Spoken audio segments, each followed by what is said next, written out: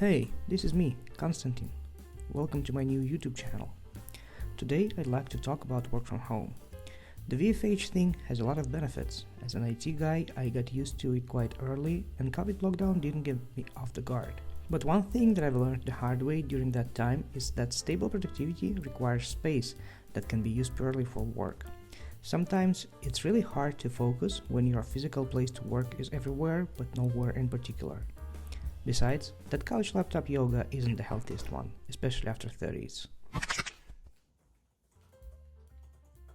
Absence of work-life borders can really make you go too far with work, and I mean really far. Since middle school, I always had a luxury of a dedicated work desk and a chair. The bad thing is, I've lost it after my recent relocation in the sick of work. Sometimes you just have to make a step back and go through a slight loss for a bigger gain, right? So, what do you usually do when you are short on resources? You get creative. Check out my work desk. Isn't it lovely? It can handle everything I need: a notebook, a laptop, and a glass of water. It even has a height adjustment, almost as good as those fancy computer desks, right? Jokes aside, creativity can work in the short term, but without resources, it only gets you this far. So, what people usually do when they move to a new place? IKEA. The place you initially go to eat those Swedish meatballs and accidentally buy new furniture for you, your parents, and all your neighbors.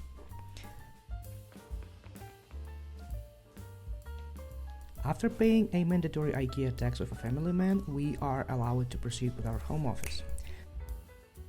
So, a home office starter pack: a chair, a desk, some storage for things that you don't need on your desk, and more storage.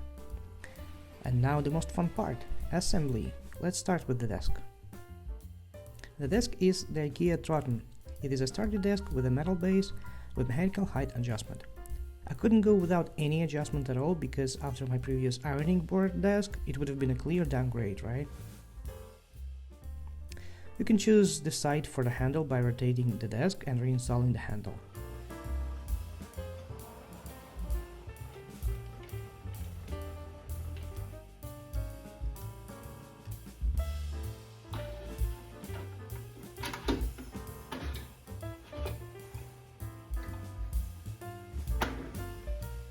I went with a simple white on white option, but in reality I just grabbed the first one I saw to keep things simpler. Next up is storage. IKEA Lennart. It's probably the cheapest and the most basic cabinet to help you keep papers and other stuff hidden away from your desk. Again, all metal, very basic and easy to assemble.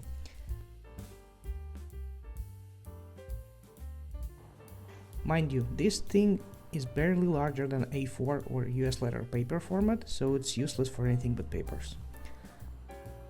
And now it's time for the most important piece of the office furniture: office chair. IKEA Markus is known as one of the best chair options available. It's a high quality chair known for being quite comfortable, very sturdy and reliable. I had one at my parents' place for about 10 years, through my high school and university, and my parents still use it. If that's not the definition of quality, I do not know what is. I was happy to figure out that IKEA still sells them.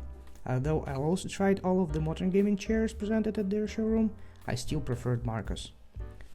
While having less options to tweak its geometry, it really feels more solid, and I also preferred its reclining mechanism to others, because modern IKEA chairs tend to lift you a bit when you recline, while this one does not.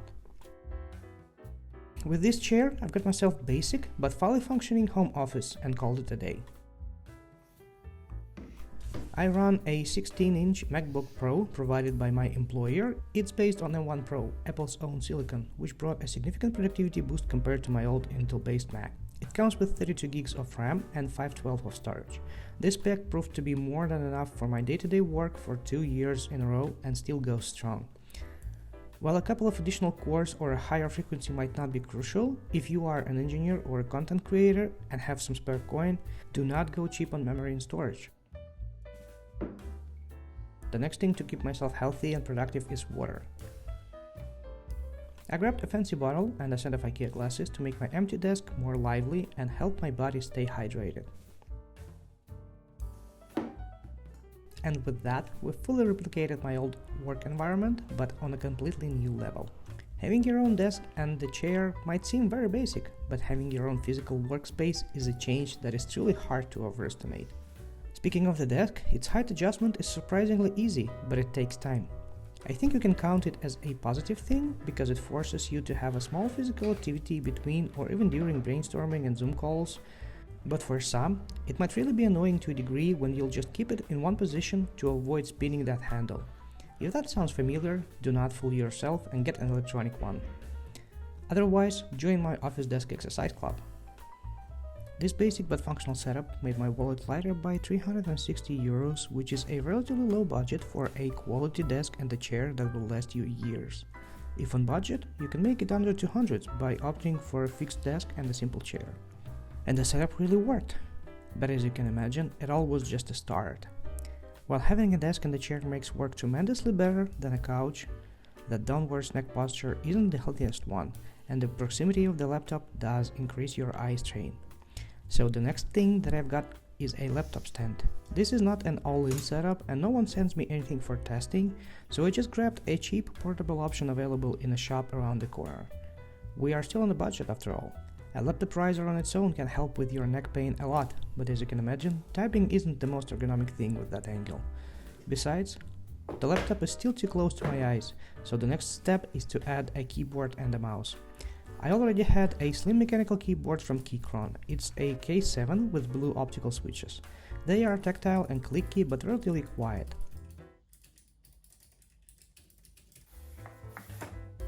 My mouse is a Logitech MX Master 3. I find these devices to be among the best options on the market, but I've been using them for a couple of years now, and I have to warn you, they are still not ideal and have their own flaws, which we'll talk about at the end of the video. Unfortunately, there was another issue, and it escalated rather quickly. Can you guess it? Yep, I didn't have any work light. Besides, my workplace didn't feel cozy with a rather empty desk. Guess what happened next?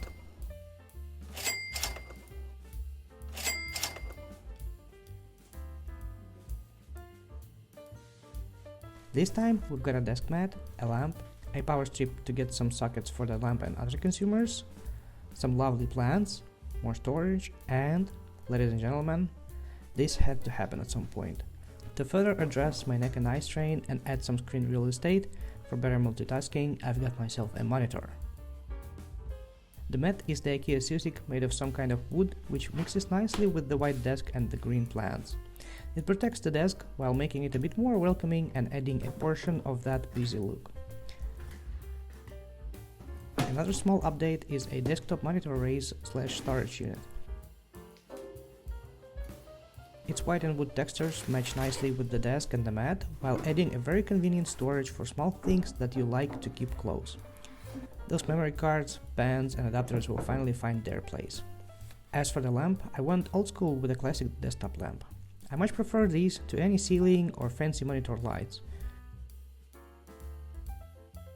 I put mine to the left since I'm a right-hand person, and I still write and draw from time to time. IKEA has some decent options, and I went with a 20 euro Tertial that has a lot of mobility while still being a budget option. It clamps to the desk, so it doesn't consume any desk space. As for the monitor, I wasn't on the market for anything besides the basic monitor, and I also wasn't up to a long wait or complex logistics through third-party delivery services. But I still had some mandatory requirements. 4K, IPS or VA, since I'm more into creativity than gaming and I would rather prefer somewhat decent colors over reaction time, plus some adjustability would be nice.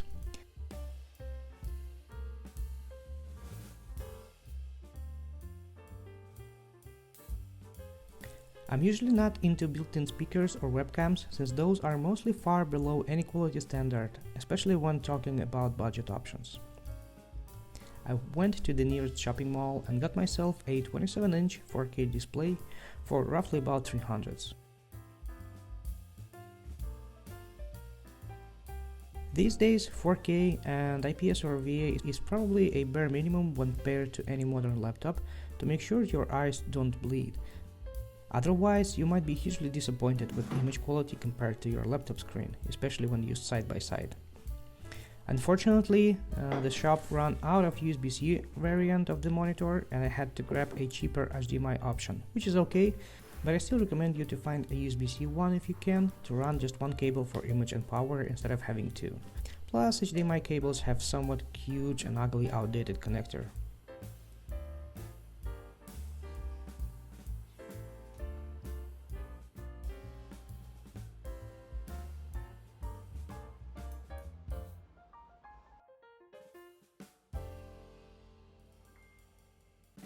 And the last bit of my home office was to tidy up the environment. The room was some kind of a guest bedroom or something, and it had a messy dresser with a single bed, which I decided to keep.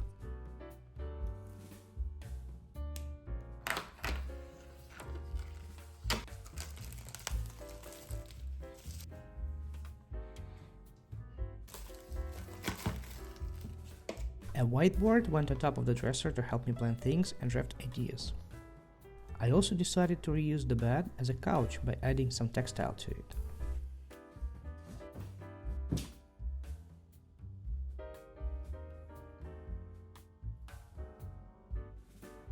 Of course, nothing is ideal in this world, and I would like to share a couple of issues I faced with the products I've shown you today.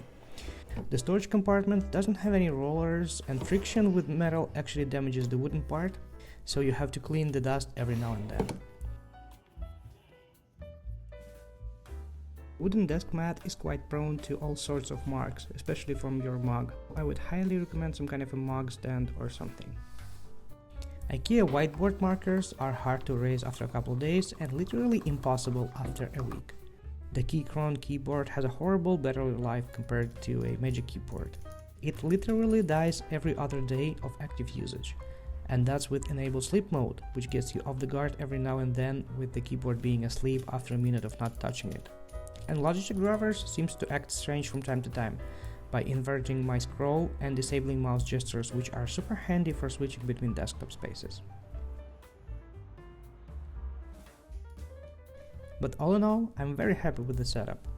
All the peripherals can connect to multiple devices and allow me to switch between my work and personal computers, and even my iPad, which I use every now and then for photo and video editing.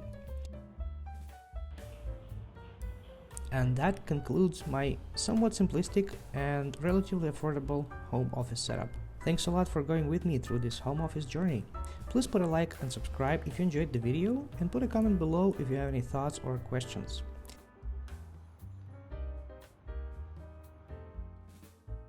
By the way, this is my first YouTube video ever, and the plan is to fill the channel with a mix of my two hobbies, gadgets and automotive. So stay tuned!